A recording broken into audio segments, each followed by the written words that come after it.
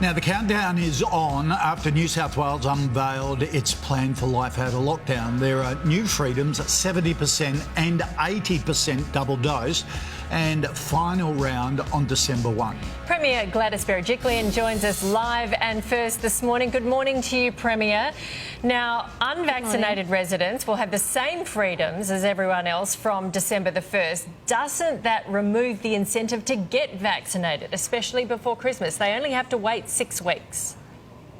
But all of us are itching to get back to normal life, which starts on October 11. On October 11, we'll be able to have a meal, welcome people into our homes, do a whole range of things we haven't been able to do.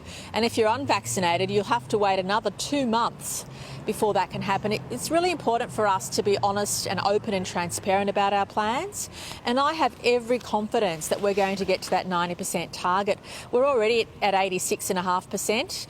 By the end of today, we'll be around 86.5% first dose. And I'm just so pleased and grateful that the people of New South Wales have literally rolled up their sleeves, come out during their most difficult time in their lives and got the vaccine. And I'm confident by the time we open up at 70% on October 11, we'll have nearly 90% first dose already.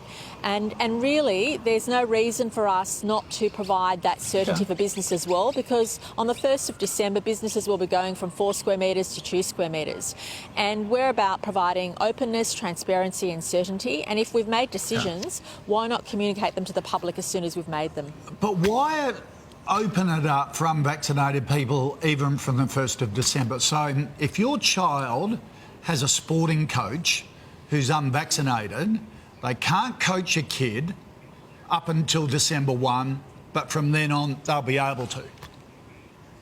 Well, Koshi, a lot of organisations already have mandatory vaccine policies in place. And even though the government is saying unvaccinated people might have other rights from the 1st of December, a lot of airlines have said they won't carry anybody who's not vaccinated. A lot of businesses have said we won't welcome anyone that's unvaccinated. I want to be very clear, life for the unvaccinated will be very difficult indefinitely.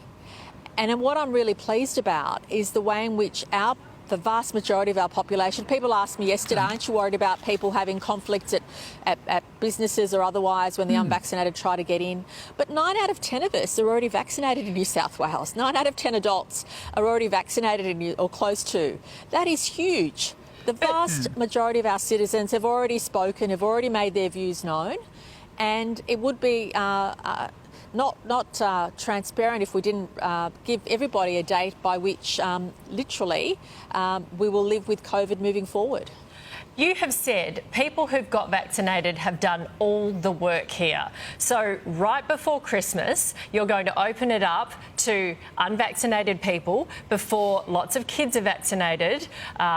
Elderly, vulnerable people will be out there in the community wanting to go to restaurants, and unvaccinated people will be out there with them. Can you see why some people may be concerned about that? But there'll be a lot of activities which governments can't regulate where unvaccinated people will be. And what I do want to stress is already people aged over 70, we have, I think, 92% of people aged over 70 in New South Wales are already vaccinated. In relation to 12 to 15-year-olds, in just 2 weeks, we have over 40% of 12 to 15-year-olds who've received their first jab. That's how keen our population is to get vaccinated. So I've got every confidence. By the time we get 80% double dose, we'll still be in October. So that means you have to wait more than a month if you're not vaccinated, even after we get to 80%.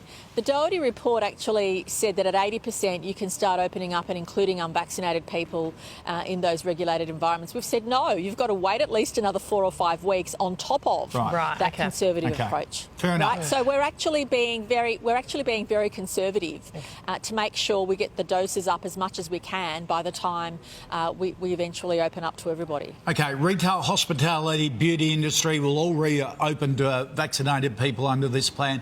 How will shoppers have to prove they're double dosed, and how then are the retailers supposed to handle the 20% who aren't? What rights do they have to turn away a narky non-vaxxer?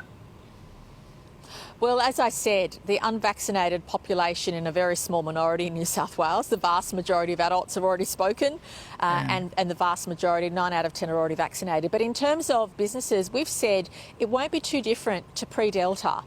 What we've now received is data from the federal government because they collect all the vaccine data at a national level, then they give it to the states, and we'll be incorporating that in our Service New South Wales app. So when you go and use your QR code to get into a restaurant or another venue, that will also demonstrate your vaccine passport. It will also say fully vaccinated, QR code checked in you go. However, if our product isn't ready in that first week on the 11th of October. We didn't anticipate our vaccination rates would come up so quickly, and we've only just been given the data. You can, through the Medicare app, already prove that you've received the vaccine. So you can have that. It just means you'll have 2 different documents on your phone. But we're hoping our product will be ready close to the 11th of October so that everybody will just, literally, you just use your QR code, check in, and that will also give you the green light to say you've been vaccinated. So for businesses, the onus is on individuals. It's always been thus. But if businesses are flagrantly disregarding the rules, some businesses don't even have their QR codes up in a visible location, well, then obviously you clamp down on the business. But the onus has always been mainly on the individual. Well, so businesses have been slammed by this. What happens if a business gets a positive case once we all reopen? Do they have to shut down? Do you shut down a suburb? What happens here? Well, we're obviously going through the process of what we call looking at what tracking, isolation and quarantine looks like as we get to 70% and 80%. But there's no doubt that we'll still have to follow those rules. If, regrettably, a business has a COVID outbreak, they'll shut down, clean up and then reopen, which is what we used to do before Delta. Similarly, for a school or any other establishment, if there is an outbreak, and you will do that continuously, we're used to that. People are flexible and adaptable, and businesses, I think, have fared quite well because in the past, people were too scared to go back once the business reopened.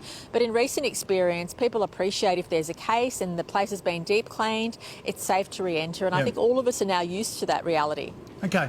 What's your message to, say, the premiers of Queensland and WA about their border closures to New South Wales? When should they reopen? Have you spoken to them? And have you thought about stopping any Queensland and WA residents from quarantining here first?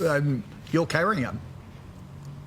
Well, we have all these conversations at National Cabinet, and until recently I was the outlier. I was the only person singing from a particular song sheet. But I think as the pandemic progresses and state leaders realise that no matter how much you've protected your citizenry, you have to open up eventually. And when you do open up, you're going to get Delta. So best to be prepared, best to vaccinate your population, best to protect the most vulnerable, and best to accept that it's here to stay whether we like it or not. And there's also a compassionate issue.